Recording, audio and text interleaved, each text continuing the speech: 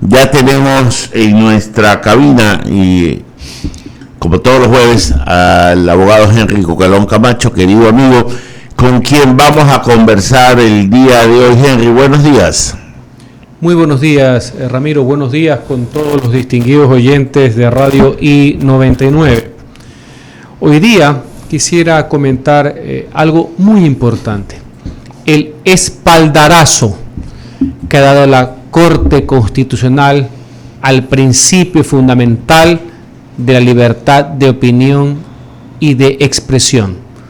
Considero que la Corte le ha quitado un dogal, le ha quitado la soga al cuello que tenía como amenaza la libertad de opinión, producto de unas malhadadas reformas a la ley de comunicación que constituían una clara regresión en materia de derechos, contravenía flagrantemente la Constitución y los estándares internacionales, y era una vuelta a la ley de comunicación que fue reformada del año 2013. Lo peor, que buenas iniciativas legislativas fueron dejadas a un lado por tratar de sorprender por un ejercicio de viveza criolla por parte de unos asambleístas que ni siquiera pudieron fundamentar ni sostener cuál fue el cambio que se hizo.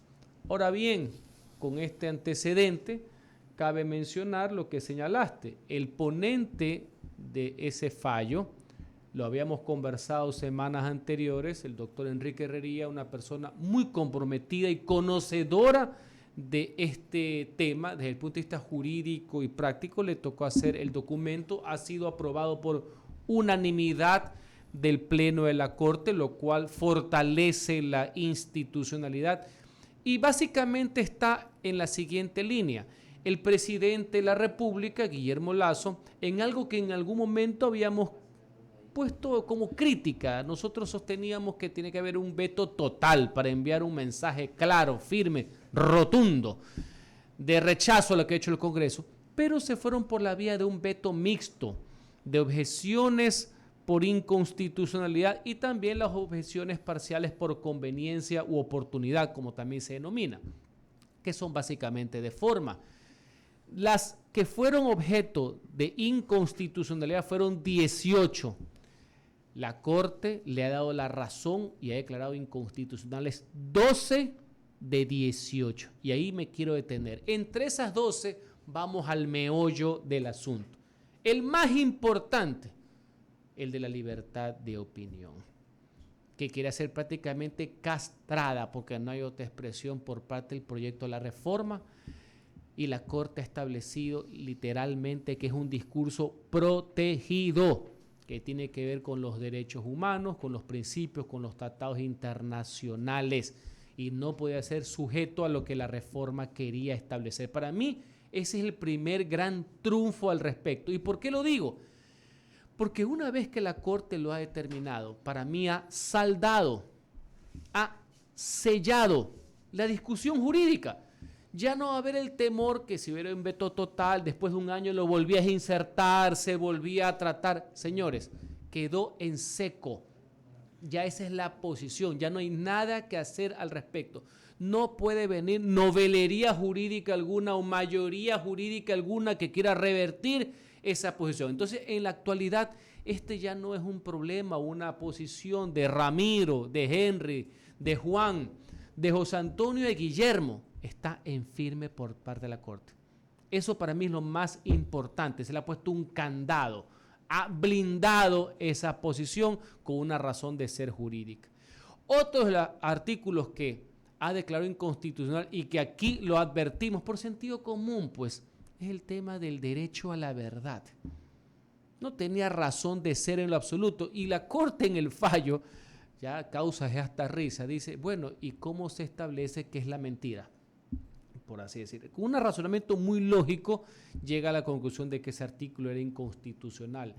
También deja a un lado, desecha, como no puede ser de otra manera, esa facultad de comisaría que era revivir a la Supercom que se le quería dar a la Defensoría del Pueblo. Eso queda absolutamente también desechado y está muy bien hilvanado y argumentado. Eso sí, mantiene en la figura del defensor del pueblo, el defensor del pueblo, el tema que pueda involucrarse, pero no el régimen sancionatorio punitivo que fue rechazado por parte de la reforma que hicimos en la legislatura en el año 2019. Estos elementos para mí son el núcleo de lo que la Corte ha dejado a un lado y que yo saludo, yo pondero. Ahora, ¿qué es lo que corresponde? Esta es una figura interesante desde el punto de vista jurídico. Corresponde que la Asamblea Nacional trate los otros 6 artículos vetados por inconstitucionalidad, pero que la Corte no le dio la razón al presidente, los ha modulado. La Asamblea tiene que desarrollarlos y aprobarlos en base a los parámetros que le ha dado la Corte, entre los cuales está tema de frecuencia, democratización de medios, tema de interculturalidad, entre otras cosas, pero no puede salirse del esquema. Y asimismo la Asamblea tiene que tratar las otras 30 y pico de observaciones que son de forma denominadas de conveniencia o de oportunidad. Una vez que tenga todo este collage, por así decir, el artículo 65 de la Ley Orgánica de la Función Legislativa establece que con todo regresa al presidente. Es una figura especial. Los artículos, los 12 y los 18, esos quedan en el archivo, ni siquiera son tratados. Digo esto porque ayer ya soltaron algunas voces de que si la Asamblea, que si los puede, no los puede tratar, murieron, chao. Si algo llegara a pasar, no solamente que serán sujetos del escarnio público, porque yo considero y sostengo que esto debe ser ciudadanizado. No es que la Corte le ha dado la razón al presidente, no, le ha dado la razón al derecho, al imperio y la ley, y la ciudadanía tiene que sentirlo como propio, debe apropiarse del fallo. Esto tiene que ir finalmente al presidente de la República. Hay que estar atentos al desarrollo de las actividades legislativas en los próximos días, pero ratifico, creo que es una victoria no de ninguna de las partes de los intervinientes en el proceso de formulación legal, sino es una victoria de la libertad de expresión y fundamentalmente un triunfo de la ciudadanía. Henry, escuchándote con atención, vamos a hacer el siguiente resumen. Primero, de la objeción planteada a la Corte Constitucional, 12, creo que son. Acogieron 12 de las 18. Esas 12 simplemente están oleadas y sacramentadas. Selladas. Ni por un pienso puede el Congreso o la Asamblea Nacional tomarlas en consideración. Lo que no ha dado la razón, sino que ha dicho que modulen, van al seno legislativo. Que son 6. 6 a ser procesadas dentro del cuerpo de ley que en la parte pertinente está en sede legislativa. Correcto. Ya. Y ahí tienen que hacer un solo documento. Que debe guardar armonía. En algún momento pueden inventarse cualquier otro adefesio que no esté que no sea de los que ya han sido tratados. En derecho parlamentario puro, y la Constitución así lo ampara, uno solo puede tratar lo que ha sido motivo del veto, tanto en este caso por la inconstitucionalidad, no tratada por la Corte, y por los 30 artículos por conveniencia. No es que yo aprovecho el veto para insertar alguna cosa, inclusive si fuera positiva, inclusive si fuera de consenso general, no se puede. Esa es una vieja táctica y práctica a que eso debe ser me refería, condenada. Porque yo lo he visto. Pero por supuesto, pero hay que ver quiénes lo practicaron. Incluso en vetos del Ejecutivo he visto que se agregan cosas. Exactamente. De lado y lado está expresamente prohibido insertar cosas que no han sido motivo de la aprobación o del debate. Es una mala práctica que en algún momento existió y no debe ser repetida. Entonces, en sede legislativa está lo que la Corte Constitucional ha pedido modular a la Asamblea. 6 artículos. La objeción parcial del presidente 30 y pico. Y lo que no fue objetado. Son los 3 insumos, porque no todo fue objetado de la ley. Correcto, por eso es que se hace un solo bloque. A eso es que voy. Hay 3 insumos. Este es un ejercicio muy, muy interesante para los abogados. En muchas legislaciones. Es un Frankenstein. En muchas legislaciones en materia constitucional, muchas veces se preguntarán por qué la Constitución de Estados Unidos que le llama enmiendas a los cambios, ustedes se ven, está la Constitución de siempre y al final vienen las 20 y pico de enmiendas. Esa es una forma de presentar la Constitución. Usted, maestro, que ha hecho trabajo editorial, también se ha dado cuenta que nosotros no tenemos ese sistema. Los artículos reemplazan el uno al otro y no sabemos cómo estaba antes, solo si estamos muy doctos en el tema, etcétera. Pero si tú no sabes la historia. Claro. Los norteamericanos no tienen ese sistema, sino como que le añaden al final de la Constitución o la ley. Acá, este documento se nutre de lo que no fue objetado, de lo que fue objetado, debe ser tratado por constitucionalidad ahorita por la Asamblea, y los de la objeción parcial. Ese es un trabajo que a los que le interesen tienen que, con registro oficial en mano, porque eso lo sale lo publicado, más la ley vigente.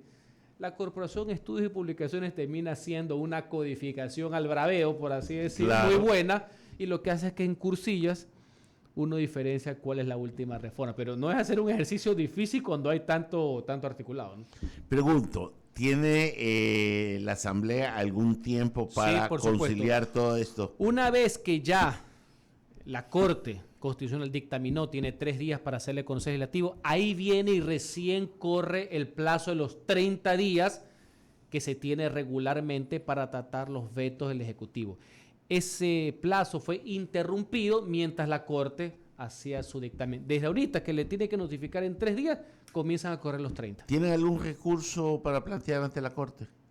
¿Hay algún recurso? No hay nada. Hace poco, y lo conversamos, esta mayoría de la Asamblea que es de temer, y temer por la ignorancia, no por las luces políticas, claro, no por el choque y contraste de ideas, que es siempre válido y enriquecedor, sea la ideología que fuere. Lo más peligroso son los ignorantes. Se les ocurrió a un veto del presidente mandarlo a consulta a la Corte. Ya la Corte los cocacheó, ¿no? Sí. El único que puede hacer eso es el presidente cuando recibe la ley aprobada, que puede objetarla por constitucional. No se pueden inventar procedimientos, ¿no? Eso es importante aclarar. Ahora, me adelanto en algo, porque surgen las dudas y nuestros amigos, nuestros pero el tiempo pues, no me lo dijiste. ¿Qué tiempo tienen? La Asamblea. 30 días. 30 días. 30, a partir que en estos 3 días tiene que notificarle el fallo si ya no es notificado. No era como anteriormente, porque la Corte lo tenía en su cancha. Comienza a partir los 30 días ahorita. Ahora ¿Y bien, si no lo trata en 30 días? Entra las observaciones parciales y las de la Corte, entran todo el paquete, entra por lo que se denomina el Ministerio de Ley. Así no tenga forma. Así no tenga. Es que igual está como estaba. Lo que ha hecho la Corte Constitucional es decirle al presidente que esos 8 artículos que él cree que no son constitucionales, sí lo son, sino que tienen unos parámetros. Lo importante, porque aquí hay que pensar en todas las aristas, sí, en todas. Y pensar mal, ¿ah? Y pensar mal. ¿Qué pasa si en esos 8 artículos se salen de los parámetros? O mañana viene y de los 12 que fueron claramente inconstitucionales, la mayoría que no sabe dónde está parada, como por ahí que vi que es una causal supuestamente institución política el tema del plan de gobierno, eso no está. No está en el 129 ni en el 148 por si acaso. Pero ¿qué pasa si lo ponen? Hay varias alternativas. Una es la acción de inconstitucionalidad, pero la más importante, porque esa es muy abstracta. Hay una acción de incumplimiento. Acción de incumplimiento contra sentencias, dictámenes de la Corte Constitucional, que conlleva y sí, inclusive hasta responsabilidades, por si acaso. O sea que el mismo derecho prevé todo tipo de salidas. Por eso yo siempre he dicho, a los problemas de la democracia se resuelven con más democracia. A los problemas de las leyes se resuelven con más leyes, no con arrebatos, no con la violación. Así que para todo estamento, lo que pasa es que hay que ver cuál va a ser el manejo. Aspiro que la madurez y este tema que ha sido saludado inclusive internacionalmente como un ejercicio positivo, tanto de colegislación como de defensa de los preceptos de derechos humanos y libertad de opinión y expresión, siga el sendero que le corresponde. Tú has citado el incumplimiento. ¿Qué sucede si se produce ese incumplimiento? Mire, ya que estamos tocando este tema, hay 2 tipos de incumplimiento. Hay la acción por incumplimiento, que es cuando el Estado no acata las sentencias derivadas de organismos internacionales, la CIDH, la Corte Interamericana, por citar un ejemplo. Y hay acción de incumplimiento, es un juego de palabras, cuando se incumplen las sentencias, los fallos, los dictámenes de la Corte Constitucional. Hay toda una serie de medidas que pueden acarrear inclusive la destitución. Yo sí hago una diferencia, también no es lo mismo destituir a funcionarios administrativos que son de designación, como puede ser un ministro, un subsecretario, un director, etcétera, que es un dignatario, claro, elegido por voto popular e inclusive al legislador. Más allá que nadie está por encima de la ley, habría que adecuarlo a las mismas normativas constitucionales y legales y a los mismos procesos que se tiene por responsabilidad de los legisladores. No es que están por fuera, pero no son ipso iure, mi querido maestro, no son de pleno derecho, no son a plumazo limpio. O sea, no es que te voto y ándate ya. No, pero sí hay niveles de responsabilidad y facultades coercitivas que tiene la Corte. Ese proceso? En general, yo te pongo un ejemplo, y a veces la gente se confunde. ¿Hay un antecedente? A nivel legislativo no, sí hay de la Corte a nivel de funcionarios, No, sí los no, hay. al legislativo No hay a nivel de la Corte. Recordemos que todo este diseño jurídico es nuevo. La Ley Orgánica de Garantías Jurisdiccionales y Control Constitucional es nueva. Todo este sistema en que la Corte es la cabeza del ordenamiento jurídico, todo esto es nuevo. Y lo hemos conversado aquí, Ramiro. Esta figura de los fallos de las sentencias de la Corte que hace que vivamos en la práctica un sistema híbrido, un sistema mixto donde convive la norma escrita, el derecho positivo, romano-germánico tradicional con la cual usted estudió, con un sistema donde conviven las sentencias. Por eso te darás cuenta que en todos los vetos del presidente, en los pedidos de dictamen para las consultas populares y en todo, tú ves a los jóvenes abogados, todo el mundo habla de sentencias. Todo el mundo habla, la 10, JC, ORRA, C22, todo el mundo le pone, no, a mí me gusta ponerle nombres, por así decir, ¿no? Pero eso es ahorita la legislación. El que no estudia en sentencias, mejor que se dedique a otra actividad. Sí, pero es que a mí me salta a la cabeza, Henry, y perdón que ahonde en el tema, porque para mí es un hecho muy probable que suceda, que la Asamblea le fastidie la sentencia de la Corte Constitucional de que quiera hacer alguna escaramuza jurídica dándole vuelta a algún tema, dorando, lo que se dice en el argot popular, dorando la píldora. Mire, en política, no, Ramiro, puede pasar todo, como dice Córdoba, se puede tostar hasta el granizo. Tengo mis dudas acerca de los 12 artículos. ¿Sabe por qué? Porque ahí lo que hubo es casi un tapetazo. Ahí hubieron varias reformas a las leyes de comunicación que presentó la asambleísta Mayuri Chávez, un proyecto espectacular. Estuvo también uno de Fernando de Vicencio, entre otras personas. Y unos cuantos, entre los cuales está el ponente de la ley, un señor de Pachacuti, creo que se llama Només Ingrata, que en el último momento le incorporaron cosas que no tenía ni siquiera la ley del año 2013. Cuando ahora la Corte convocó a la asamblea y a las partes para que justifiquen, no dijeron nada, otros ni siquiera fueron. No saben ni lo que hicieron, porque se nota que al final le dieron el papelito. No pudieron defender ni siquiera el adefesio.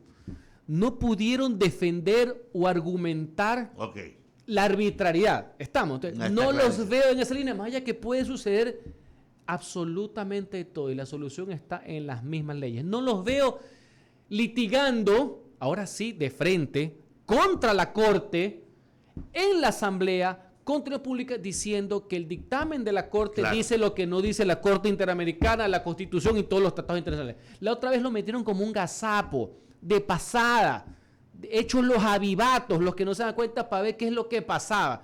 Y lo que esperaban, abusando de la mayoría, de la dictadura de la mayoría de los votos, de que el presidente vete, parcialmente regresaba, se ratificaban, le daban una victoria política jugando con los derechos, pues Ramiro. Hasta que venga un colectivo de ciudadanos y demande la inconstitucionalidad, ¿qué es lo que habían hecho ellos? Habían derrotado al gobierno, cuando en la práctica lo que estaban derrotando es la teoría del derecho a tener derechos. Esa es la politiquería barata. Entonces no sé si tengan el peso, no sé si tengan los quilates de enfrentarse con argumentos, no con balbuceos, a semejante dictamen. Ya, entonces volvamos a los que hay que modular. ¿Cuáles son los artículos que hay que modular? ¿Usted tiene básicamente, sí, básicamente, entre los más importantes, los 6, la Corte sí establece que la Defensoría debe haber unos defensores de audiencias y de electores. El presidente lo había vetado por inconstitucionalidad, la Corte dice que no, hay que mantenerlo, le parece que hay que ajustarlo, tiene que ajustarse para que medien entre el medio y el perjudicado. Es decir, que el día que tú te sientes agraviado por alguna publicación, por algún dicho en los medios, tú puedes ir donde este defensor, que ya no tiene lo que le quisieron poner, que es la facultad de la Supercom, facultades de sanción. Este es de mediación, me explico. O sea, ya. Entonces, eso se mantiene. También la Corte mantiene el concepto de la figura de los medios oficiales, a los que se sumarían el tema de los medios públicos, entre otras cosas. También la Corte mantiene el concepto de la democratización de la información, como un concepto para mí un poco etéreo, y la definición de los medios comunitarios, por citar un ejemplo. O sea, son absolutamente manejables. El meollo, el núcleo, el derecho a la verdad, columna vertebral estaban en los 12 de las 18 entre las cuales estaba. 3 para mí que son las que rescaté. El tema de la libertad de opinión pasaba a ser prácticamente censurable todo. No hay diferencia entre opinión e información y tú más que nadie lo sabes porque lo ejerces todos los días. El derecho a la verdad y hacer de la Defensoría del Pueblo una Supercom remozada con facultades de comisaría sancionatoria. Terrible, Henry, terrible. Un poco ya para darle vuelta, tiene 30 días, serán notificadas. Esto fue, este fallo, si mi memoria no está mal, fue emitido el martes de noche, ¿verdad? Sí. Hoy día estamos jueves, o sea que los plazos se cumplen el día lunes para que vaya a sede legislativa. Sí, inclusive menos, ahí comienzan los 30 días. Así que ¿30 días término o plazo? Plazo, corren todos los días. Entonces así que hay que estar hablando que para las fiestas de Quito ya están. Hay que estar muy atentos. La ciudadanía, reitero, debe empoderarse de esto, sacarlo del ámbito netamente jurídico y de la toga, por así decir, y verlo como un sentido de propiedad. Aquí lo que se le puso fue un coto, un detente a una arbitrariedad de querer imponer hasta en esto una visión estatista del poder. Bueno, que por lo menos lo que tú dices, y esto sí ya una lectura política, que el gobierno no sienta que ha tenido un triunfo político, sino que el ejercicio de la verdad ha tenido una victoria, que es lo que debemos enarbolar, y que la libertad de prensa siempre será la bandera que nos gobierne. Porque está claro, Henry, no podemos ser perita en dulce quienes emitimos un criterio a diario para el gobierno de turno, porque la crítica incomoda y fastidia. Yo he tenido la suerte de conversar con algunos exmandatarios de la República. Dicen que muchas veces se han sentido que la crítica les ha fastidiado, que ha sido injusta, pero a ninguno de ellos, a excepción de uno, se le ocurrió en su momento elevar a categoría de jueces y árbitros de la paz y de la guerra en sancionar al medio que les hacía una opinión totalmente desfavorable. Este sopesar entre el fastidio que debe sentir un mandatario y su tolerancia, ¿cuál sería el justo medio? Qué interesante reflexión. Tú citabas que solo un exmandatario. Cuidado, son más, sino que tienen distintos estilos. Yeah. Concuerdo contigo que uno fue mucho más allá y quiso constitucionalizar y legalizar sus taras. A eso me refería. Sus taras. Antes los abusos del poder se zanjaban con la salida del personaje incómodo. Claro. Por no decir lo que le hicieron a Juan Cincielo y a don Alejandro Carrión en plena época del velasquismo y lo que le hicieron comer. Y hay modos y modos. Recordemos que un hombre ilustrado, brillante presidente, como fue Camilo Ponce Enríquez cuando fue ministro de gobierno en el tercer velasquismo, clausuró el diario El Comercio. Y así Borja Radio Sucre. Y así puedo seguir, sino que hay distintas modalidades. Estilos. Y estilos, me explico. O el ingeniero Febres Cordero que le pedía a Alex Ripalda que se cruce a la calle del frente para decirle a los amigos del universo que ya pare la mano, ¿no? O elegancias, por ejemplo. Pero siempre la relación del poder y la prensa ha sido conflictiva. El dictador Federico Páez cuando cerró también El Universo, también, o sea, siempre será tirante. Ese es parte, el que no lo comprende. Y está bien. El que no lo comprende. Y el que no lo quiere asumir cuando se sienta en Palacio. Y también teniendo en cuenta que los abusos y la mentira sí tienen medios para ser controlados. Está el ámbito civil. O sea, sí, yo creo en la libertad con responsabilidad. Lo que sí estamos tratando es que el poder político o el poder estatal se convierta en la policía de la verdad. Y eso no lo podemos permitir, que es la estatización de la comunicación, en este caso de la libertad de opinión, para que un gran hermano, que puede ser uno que le caiga bien o que les caiga mal, sea el que dirima qué es lo que debes decir y qué es lo que impera. Esa es la razón de ser. Y yo salvaguardo que cada vez es más importante que no somos una isla en el mundo jurídico del Estado de Derecho. Todo está concatenado. Es lo que se denomina el bloque de constitucionalidad, el bloque de convencionalidad. Nosotros estamos sujetos a los tratados internacionales, a las sentencias de las cortes internacionales, y son temas que no se ponen en duda.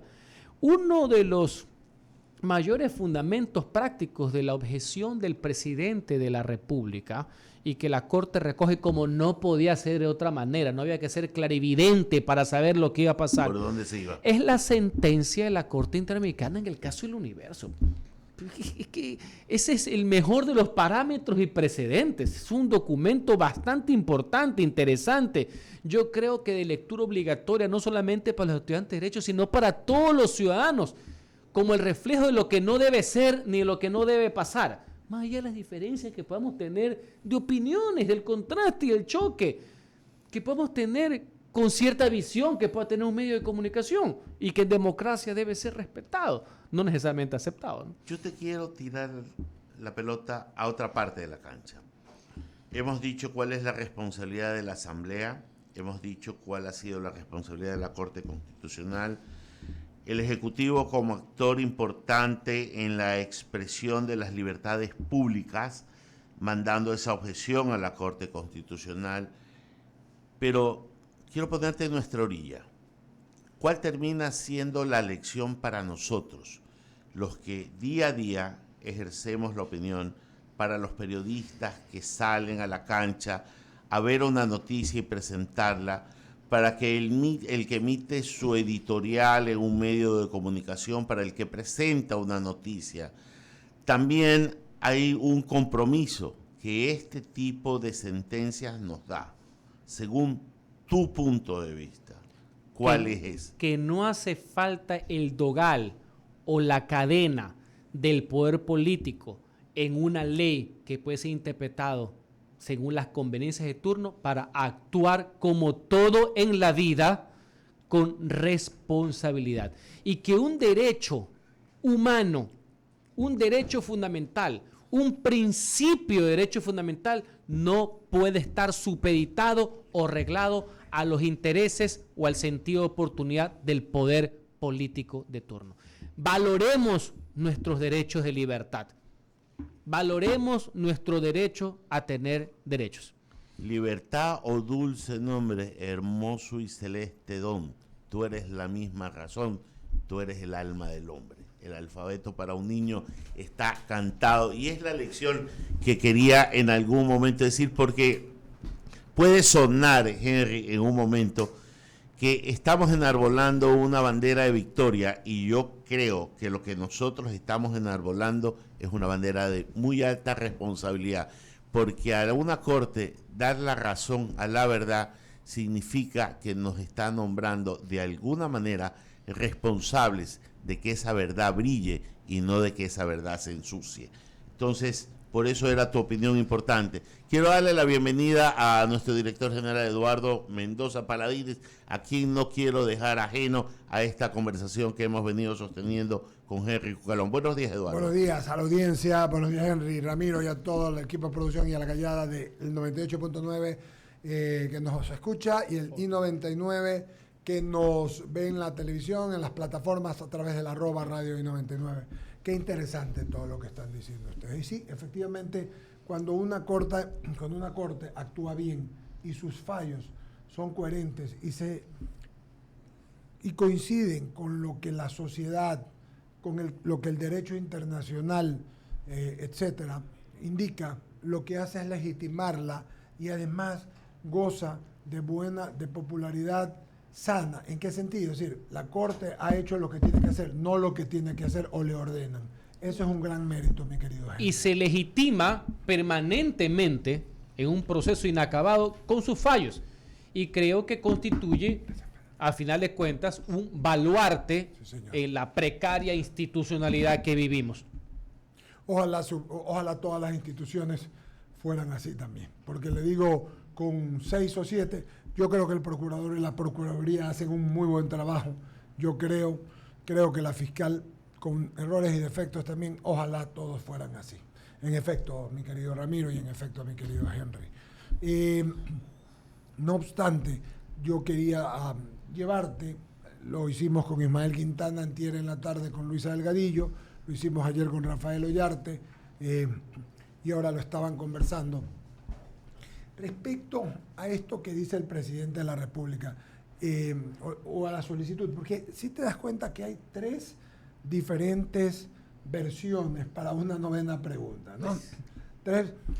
El presidente, vamos con la última, la del presidente. El presidente dice que es algo que hemos requerido nosotros tantas veces, que la 9ª pregunta debería ser para que la votación de asambleístas sea en la segunda vuelta para la gobernabilidad, como se hizo acá en el año 78, de donde devino, y hemos hablado los 3 tantos de esto, de una playa de entonces diputados como don Asad Bucaram Emalí, como el ingeniero León Febres Cordero, como Jaime Hurtado Gustavo. Los que fueron candidatos a presidente y por tanto pudieron ir a la segunda. Exacto. Raúl Clemente Huerta, estaba Autónomo Mena, Rodrigo Borja, o sea, la verdad, y de ahí muchos más, el coronel Armijo, Pío Baldo Cueva, Blasco, o sea, realmente, me parece sano.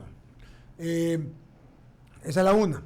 La otra es la pregunta que indica el ministro de Finanzas, ¿no? De Pablo Arosemena, dice: quiero llevar a la Corte la pregunta que el tema del horario de trabajo por horas, vieja discusión desde la época en que estaban los del lado oscuro, incluso el jefe de los del lado oscuro en alguna entrevista a mí me dijo: puede ser, no está mal.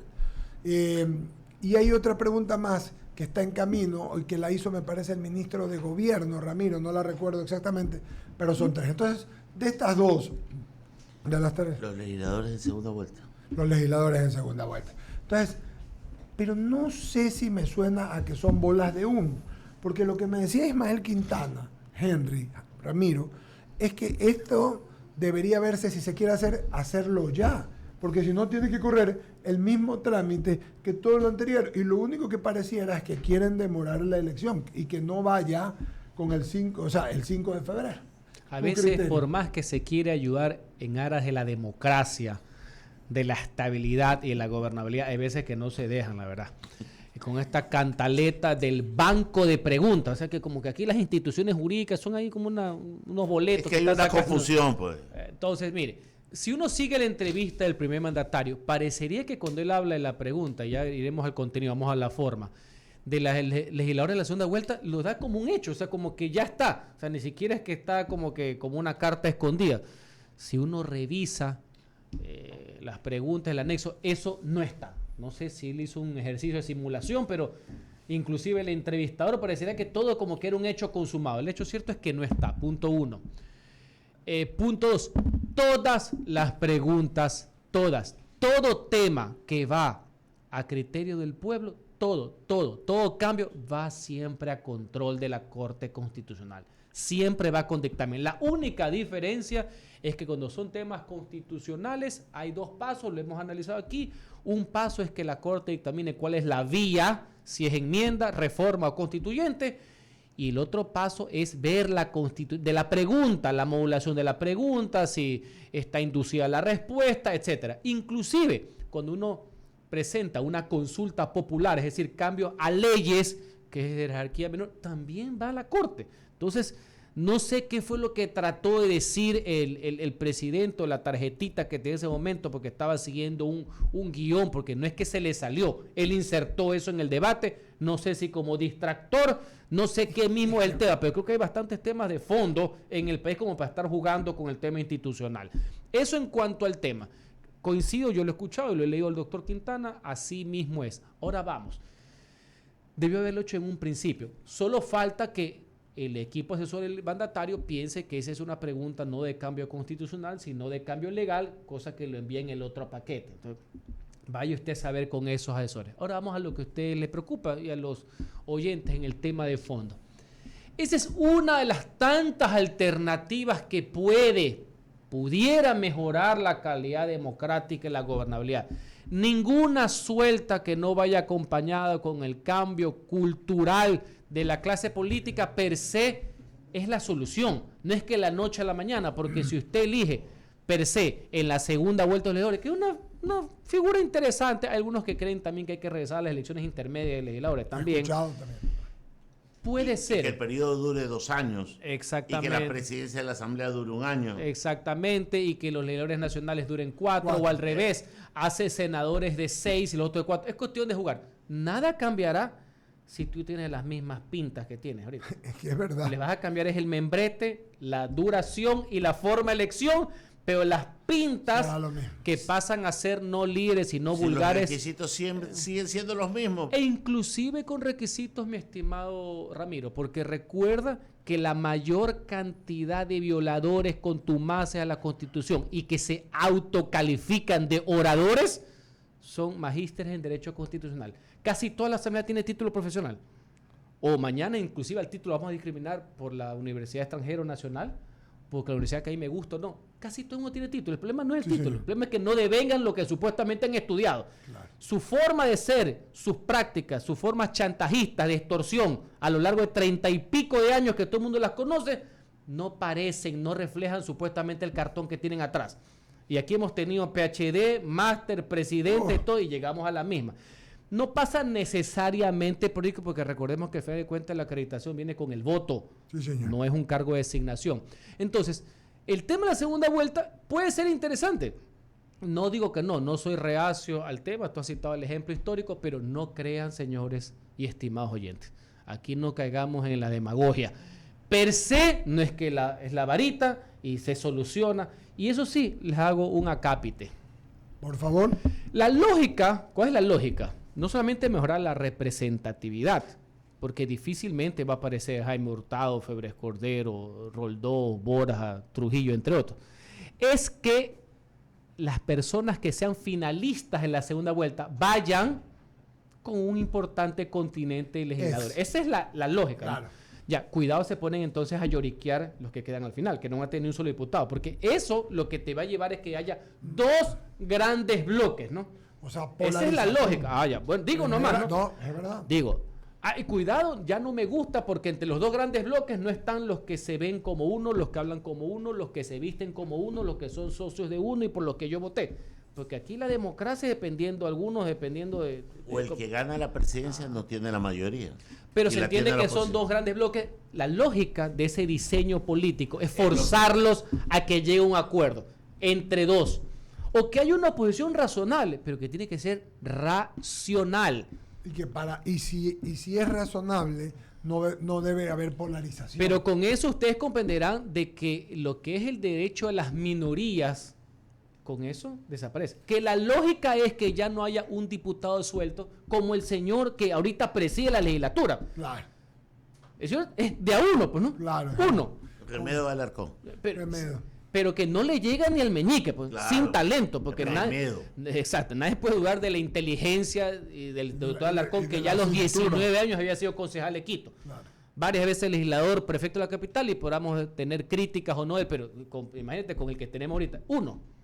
Movimiento de a uno llega a ser presidente del Congreso. No representa a nadie, por eso expresa fácil de los intereses de todos. Y por eso es que los titiriteros les fascina ese tipo de personajes ahí. Claro. Y eso es con tal de aparecer en una foto y sentarse en una oficina grande, pues eso hipotecan hasta su alma. Así es. ¿Estamos claros? Entonces, ojo con el tema. Ojo hacia qué va cuando es una segunda vuelta y que va a bloques mayoritarios, ¿no? Pero Henry, es verdad, pero también recordemos que en esa segunda vuelta... Yo no estoy en contra, estoy haciendo nomás es que es interesante el ejercicio igual, porque tienes que ponderar todos los escenarios, ¿no? Igual yo hoy te puedo decir que en ese Congreso Nacional del 79, en segunda vuelta que se eligieron a Otto, a Carlos Julio, a Fernández Cordero, a Raúl. A todos. Entonces, con sí la hubo un ventaja de que espacio. quienes fueron candidatos presidenciales en la Ese primera es el punto, es lo fueron que a la quiere decir segunda. Eduardo. Llevándose hacia lo tuyo. O sea, vas a darle por lo menos nivel. Nosotros tratamos todas las semanas de tener un entrevistado que haya sido candidato presidencial. Siempre, o está aquí Pedro José Freile, o está Javier Herba, o está el señor Montúfar, siempre damos, o el señor Celi, le damos la vuelta porque son referentes, por lo menos en la política. Es que también tiene una lógica, ya que está citando tanto la historia. La lógica del retorno a la democracia es que tú hacías políticas del Congreso y queda la catapulta a la presidencia. Sí. Por eso todo el mundo quería ser legislador. Claro. No los mejores cuadros se fueron a las alcaldías y las prefecturas. Así es. Ahora pasa al revés. Se considera, más ya que no hay un manual, pues no hay una necesariamente una senda, que mejor es el poder local como catapulta al poder político general. Tanto es así que sucede que hay diputados que tienen un año y ya renuncian para ser alcaldes o renuncian para ser prefectos o concejales, lo cual también es medio raro. Distinto fuera que después de varios años de legislatura o al final de tu periodo, faltando pocos meses, lo hace. Pero aquí ya varias veces hay personas que renuncian al año de gestión. Eso en el fondo, maestro, no tiene mucha lógica. No digo que es ilegal y el pueblo sabrá premiar o castigar, pero no tiene mucha lógica estar un año para lanzarte directamente a los alcaldes. Entonces, la razón de ser es que los candidatos presidenciales después iban a ser diputados o los diputados candidatos presidenciales. Ahora, todo el mundo de forma silvestre, antes, mi querido Eduardo, solo ser candidato presidencial era un honor. Un honor. Ya era la cúspide de una trayectoria profesional o lo que sea. Ahora tú primero te lanzas a candidato a presidente a ver qué es lo que pasa. A ver qué pasa. A ver si sacas el 2%, para ver si chantajeas al presidente que gana para que te dé un ministerio como el señor que está ahorita sentenciado, el que dice que le iban a cortar las manos, Sí. que fue ministro pocos meses el presidente Moreno con el mérito de haber sacado el 2%.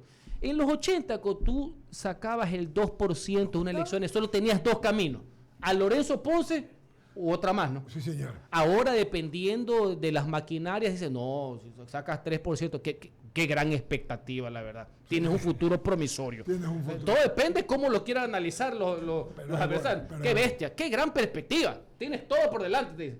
Qué bueno, qué bueno. Jaime Velázquez está, buenos días con nosotros. Hola, mi querido Qué Eduardo, bueno. ¿qué tal? Ha estado Henry hoy día mordaz y fino, ¿no? Sí, muy bien. Y después concretas ese 2%, pues una negociación Ah, política. sí, pues, ¿no? entonces- Política, me imagino Sí, que no. efectivamente, es cuantificable. Asumo, ¿no? Yo también. Oiga, pero todo este me enjurge, mi querido y buen ponderado amigo. ¿No es consecuencia los políticos que estuvieron en el legislativo para crear instrumentos o herramientas que permitan justamente esto? No, es un tema, está hecho, las normas están hechas para otro tipo de cosas, hasta inclusive para hacer lo que se llaman las fusiones, asociaciones, etcétera. Es un tema de cultura política y te voy a poner un ejemplo, mi querido amigo. Y ustedes que hacen prensa todos los días de opinión han visto el periódico. ¿Qué fue lo que hizo el Código de la Democracia, las reformas? Poner un imponderable. Tú haces un proceso de primaria, tú aceptas y después inscribes la candidatura y te califican. Pero, ¿qué pasa si por AB motivo, por una cuestión que no estaba previsto, fuerza mayor, o inclusive el fallecimiento de un candidato en el interín de la primaria, se le da la potestad a los partidos políticos que lo cambien sin seguir todo el proceso? Bueno, lo que fue una figura de excepción que está muy bien redactada, está en todas las legislaciones del mundo. Sí saben que lo que pasó en Ecuador, ¿no? Ya viste lo que pasó con una señorita que aceptó ser candidata a alcaldesa de Guayaquil y después se enteró que no era nada. Qué bárbaro, ¿no? Qué cosa. ¿Usted cree que es un problema de la ley? ¿Usted cree que es la norma? No puedo decir a estas alturas de la mañana las siglas de la actitud de los políticos. La señora se enteró que no era nada. Qué bestia, ¿no? Es un problema de la ley. ¿Estamos seguros que es la ley? Entonces, ¿de quién es responsabilidad? De los dueños de los partidos, Ok, pues. eso. De los propietarios, de la falta de cultura política. Yo te voy a poner otro ejemplo. Por favor. Que Eduardo recita todo. ¿Tú me puedes decir quién fueron el alterno de Otto Arosemena, el alterno de León Férez Cordero, el alterno de Jaime Hurtado, el alterno... Dime los alternos del 79. No te vas a acordar de ninguno. Jacinto Velázquez de León. No, fue diputado por el Carminiani. Por el Guaya, sí, claro. Fue el papá de Eduardo. El papá de Eduardo fue el alterno. Es el único que me acuerdo. Por El excepción. alterno de Otto fue Blasco Peña Herrera. ¿Sigue? No. Sí. Y el alterno- Otto Arosemena era del CID. Y Gil Blasco- Barragán era del CID. Ah, ya, dijiste Blasco Peñarroya. No, Sí, Blasco sí, Peña. no, perdón, me equivoqué. Gil Barragán Romero fue el Jaime- alterno. Pero fíjate que está sacando por ahí, Claro, ¿no? estamos sacando. Ahora los partidos, lo que era una mera expectativa que no constituye derecho, ahora ¿qué es lo que dicen? Simple, te venden la misma candidatura partida por la mitad. Entonces, si tú sacas 10, resulta ser que tienes 20, porque los suplentes creen que son principales también. No es que no, estamos lo mismo, par. ¿Tú crees que es un problema de la ley? Y fue también... Anda, pregúntale pues a Febres Cordero si iba a compartir en el 79, o a Otto Arosemena, o a Carlos Julio Arosemena. No, Anda, que- pregunta pues si iba, que es de a dos, El doctor Jaime Damerval también fue suplente del PNR. del PNR, fue suplente. Entonces lo que dices tú es verdad. Y como solamente el Congreso era 90 días al año, esos no aflojaban esos Por 90 eso. días nunca. Pero anda, pregúntale. Toma la lección y sí la damos. por No, favor. y se la Por lo doy. menos no, De hecho, Blasco Peñarrera no era principal. No, estoy de acuerdo que no, ¿para qué era alterno de Raúl Clemente. Ah, del maestro, pues, para que Claro, veas. o sea. ¿Qué nivel? Qué ¿no? ¿Qué gran nivel, maestro, pues? qué Y gran tú has citado a maestro. Carminiani. ¿Qué nivel de los alternos? Claro, el otro Ah, día recordamos que se van a cumplir 30 años del fallecimiento de el señor Carminiani, que murió como embajador en Cuba, ahora en diciembre. Sí, lo recordamos. Así es. Jaime, ¿algo más? No, simplemente analizando el tema, ¿no? Lo que sí te decía yo, en un momento dado, es más, le decía a Eduardo que tenemos que cambiar. Si algo hacemos igual, tenemos que cambiarlo. ¿o Se no? puede, siempre se puede mejorar aspectos normativos. No, eso nada está en piedra. Se puede adaptar, se puede mejorar, pero es un tema también de cultura, de compromiso político, ciudadano, de madurez, de racionalidad, de mucho compromiso. Hay otras variables que no solamente son normativas, más allá que la norma puede ser siempre mejorada. Mire, lo que debe haber sido algo producto de un gran consenso social se hizo por normativa. El tema, por ejemplo, de la ley de cuotas y cómo paulatinamente llegamos hasta ahorita, que va a ser obligación, lo que debe haber sido con natural. Yo soy de los que creo que si el binomio es mujer-mujer, no hay ningún problema. No hubo ninguna ley que exija que Hillary Clinton fuera la primera candidata a la presidencia de Estados Unidos por el Partido Demócrata. Lo hizo por sus méritos, más allá que perdió con quien perdió. Y en algún momento analizaremos mucho esa campaña que a mí me interesa mucho, para mí hubo un quiebre ahí No lo democrática. hemos hablado, y en noviembre hay una elección. Pero interesante. ahora, en esta elección del 2025, va a ser obligatorio que los binomios sean mujer-hombre, hombre-mujer. En el 25. O sea, la ley de cuotas. Entonces, claro que hay cambios normativos, el tema de los jóvenes, claro que la ley sirve para eso, pero por supuesto, yo soy un defensor a ultranza de aquello, pero no nos desahoguemos en la ley cuando vemos el desempeño de esos que se dicen que son profesores de oratoria y que están en el Congreso Nacional. Qué pena. Es la pura verdad, es la pura verdad. No le echemos la culpa a la ley de eso. Sí. Henry, agradecerte tu gentileza, tu amabilidad, como todos los jueves.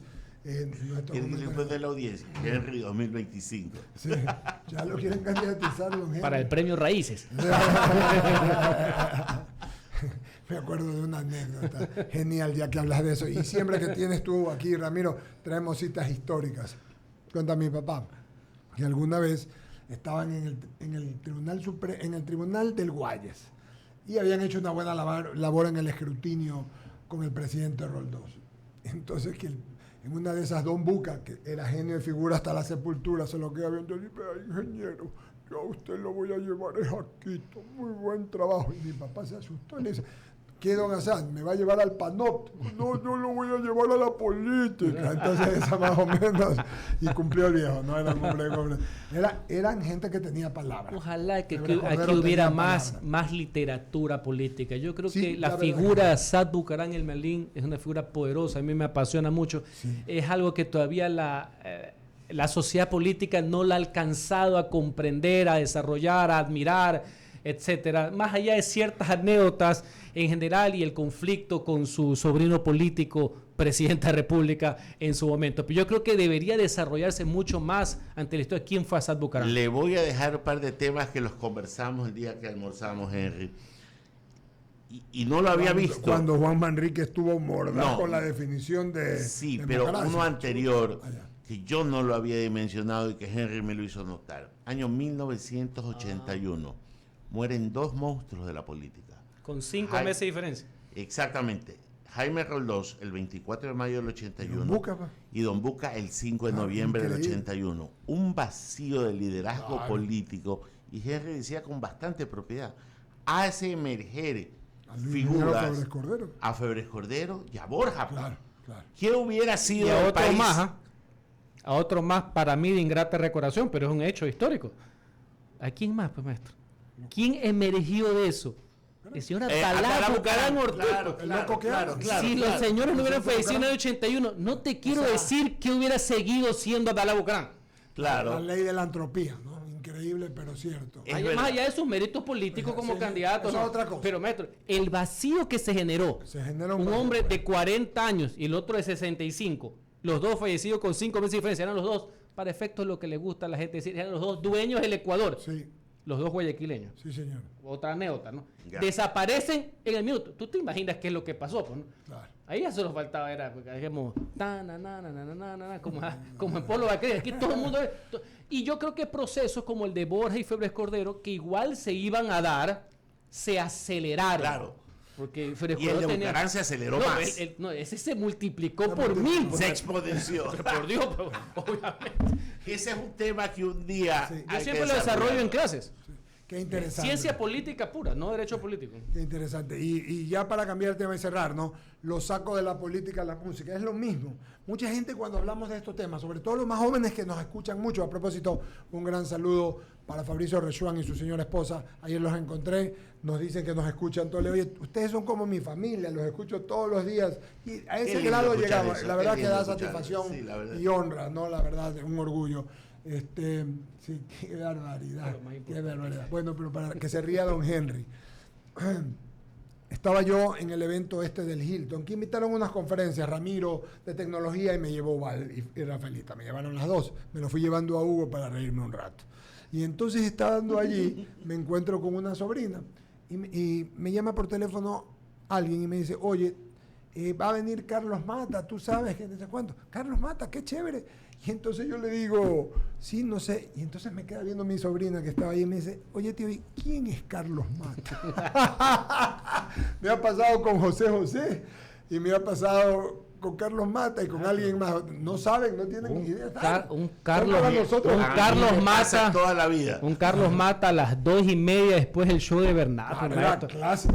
Una telenovela. Una ahí, telenovela con y mamá. cantaba sus par de canciones buenas. Y José, que todos lo creemos, pues, el príncipe de la canción, pero la gente joven no sabe quién es. Pregúntale quién es Daddy Yankee. Y así son los tiempos. Pues le pones un ron abuelo y dos de José hasta ahí llegó Hasta todo. ahí llegó.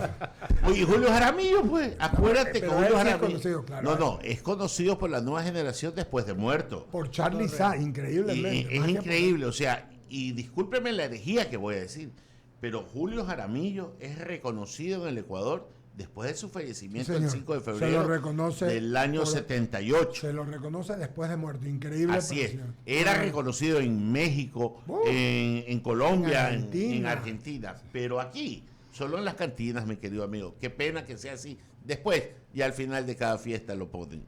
Ok, muchas gracias, Henry. Que tengas un buen día. Vamos a pagar el corte comercial. Al regreso venimos con las menciones, ¿les parece? Vamos al corte y regresamos. Hacemos un corte y enseguida regresamos. Inicio de espacio publicitario.